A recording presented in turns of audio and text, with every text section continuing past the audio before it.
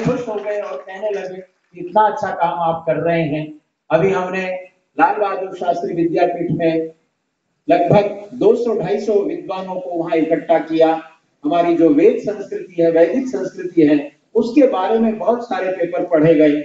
और इसी तरह से हमने यहाँ जीटी करनाल रोड पर एक हमारा इंडोलॉजी जैन इंस्टीट्यूट है, वहां पर हमने बहुत बड़ा कार्यक्रम 3 दिनों का आयोजित किया। इस तरह से हमारे निरंतर लगातार कार्यक्रम चलते रहते हैं। भारत सरकार की जो वैज्ञानिक तकनीकी शब्दावली आयोग बन रहा है, सारी भाषाओं में वो थी, लेकिन वो संस्कृत में उसकी शब्दावली अभी तक नहीं बन पाई थी। उसकी भी कल हमारे यहाँ मीटिंग थी, 7 दिनों तक वो चली एचआरडी मिनिस्ट्री की तरफ से, और वैज्ञानिक तकनीकी शब्दावली भी संस्कृत में बन रही है। बहुत सारे कार्यक्रम हम कर रहे हैं और आपको जानकर के खुशी होगी कि पूरे देश के अंदर दिल्ली संस्कृत अकादमी का स्तर ऐसा हो गया है, एक इसको यूनिवर्सिटी का रूप लोग कह रहे हैं कि इतना बड़ा काम यहाँ पर हो रहा है। अभी हमने 200 जो संस्कृत की विदुषी हैं, स्कॉलर्स हैं, जिन्होंने पूरा संस्कृत के लिए अपना सारा जीवन लगाया है, 200-250 हमारी विदुषी बहनें यहाँ पर आई थी। हमने उनका बहुत अच्छा यहाँ स्वागत किया और 3 दिन तक वो हमारा नेशनल सेमिनार हुआ कि संस्कृत साहित्य में महिलाओं का क्या योगदान है। उस पर भी बहुत सारी महिलाओं ने अपने विचार प्रस्तुत किए और पूरे देश से यहाँ पर वो महिलाएं आई और उन्होंने अपने विचार प्रस्तुत किए। मित्रों, आज इस प्रतियोगिता पुरस्कार वितरण समारोह में उन छात्र छात्राओं को प्रमाण एवं संस्कृत साहित्य से सम्मानित किया जा रहा है, जिन छात्र छात्राओं ने वर्ष 2014-15 में अकादमी द्वारा आयोजित दिल्ली के शिक्षा निदेशालय के 13 मंडलों की प्रतियोगिताओं में भाग लेकर पुरस्कार प्राप्त किए थे। अकादमी द्वारा पुरस्कार राशि प्रतियोगिता स्थल पर ही हम पहले दे चुके हैं। आज प्रमाण पत्र एवं संस्कृत साहित्य आपको दिया जा रहा है। आज के इस कार्यक्रम में दिल्ली के 500 से अधिक विद्यालयों के लगभग 4000 से अधिक छात्र छात्राओं को हम सम्मानित करते हैं। इसी के साथ दिल्ली के संस्कृत विद्यालय एवं दिल्ली विश्वविद्यालय के छात्र छात्राओं को भी हम सम्मानित करते हैं, जिन्होंने अकादमी के द्वारा आयोजित संस्कृत प्रतियोगिता में पुरस्कार प्राप्त किया। आज ही अकादमी केंद्रीय प्रतियोगिताओं में पुरस्कृत छात्र छात्राओं को सम्मानित कर रही है।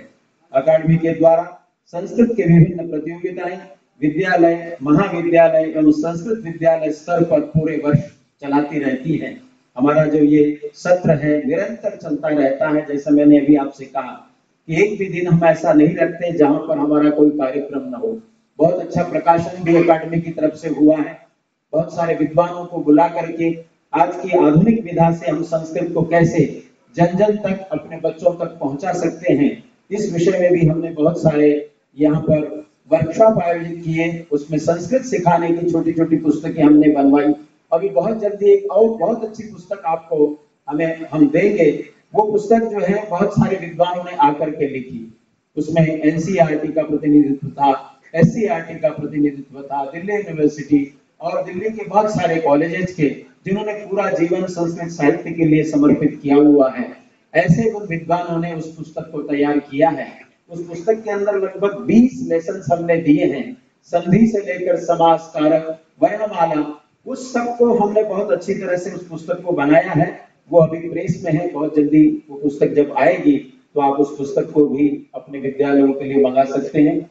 और एक हमने एक बच्चों को संस्कृत सिखाने के लिए एक संस्कृत चंद्रिका और संस्कृत मंजरी, ये दो हमारी मैगजीन चल रही है, प्रकाशित हो रही है। तो मैं चाहता हूं आप सबसे कि आप उसके ग्राहक जरूर बने। एक इंटरनेशनल रेफर्ड जर्नल है जो संस्कृत, हिंदी और अंग्रेजी में छपता है। वो त्रैमासिक पत्रिका है, लेकिन आप उसको अपने घर में मंगाएं। उसमें बड़े बड़े जो विद्वान हैं उनके लेख छपते हैं, संस्कृत में भी है, हिंदी में भी है और अंग्रेजी में भी है।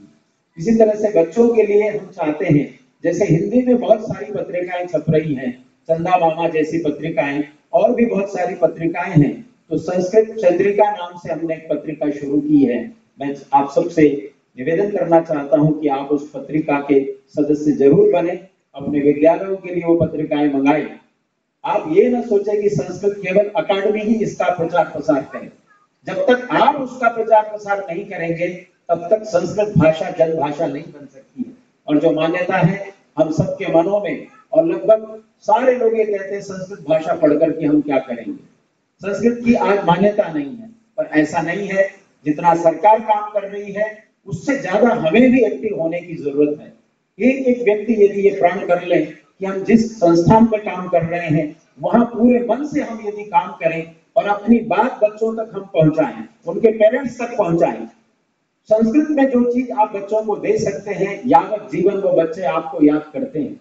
आपको नहीं पता कि आप जब पढ़ा रहे होते हैं बच्चों को, एक श्लोक भी यदि प्रतिदिन आपने बच्चों को सिखा दिया तो वो श्लोक बच्चे जीवन भर याद करते हैं। और हमें बहुत सारे लोग मिलते हैं, ये कहते हैं कि भाई संस्कृत के एक शास्त्री जी होते थे, पंडित जी होते थे, उन्होंने हमें ये श्लोक याद कराया। तो हमने कहा उसका मीनिंग, तो कहते हैं उसका अर्थ भी उनको पता है। और वो ये कहते हैं, कभी कभी लोग कहते हैं कि हमारा दुर्भाग्य है कि हम संस्कृत नहीं पढ़ पाए।